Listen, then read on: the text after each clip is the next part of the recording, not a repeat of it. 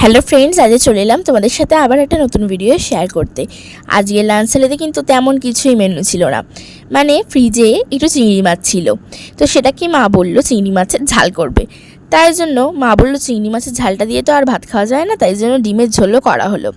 যেহেতু দুটো তরকারি অলরেডি করা হয়ে গেছে, তাই জন্য আর শাকের ঝাল বা অন্য কোনো সবজি আজকে হয়নি। আজকে এই চিংড়ি মাছের ঝাল আর ডিমের ঝোল দিয়ে কিন্তু ভাত খাওয়া হয়েছে।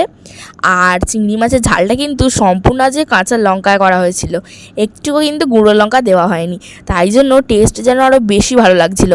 আমার গুঁড়ো লঙ্কা দেওয়া তরকারি না খুব একটা ভালো লাগে না খেতে, কাঁচা লঙ্কা তরকারি হলে তার স্বাদ যেন আরও বেশি লাগে। যাই হোক, চিংড়ি মাছটা দিয়ে ভাতটা দিয়ে ভালো করে খেয়ে নিচ্ছিলাম। তারপরে হচ্ছে ডিমের ঝোল। ডিমের ঝোলই তো বরাবরই সবারই খুবই ভালো লাগে, আর আলুটা কিন্তু প্রচণ্ড নরম ছিল। আর ডিম দিয়ে ভেঙে আলু ভেঙে ঝোল দিয়ে মাখিয়ে ভাতটাকে একদম খেয়ে নিলাম। আর লাস্টে কিন্তু একটু চিংড়ি মাছও ডিমের ঝোলে দিয়ে ট্রাই করেছিলাম।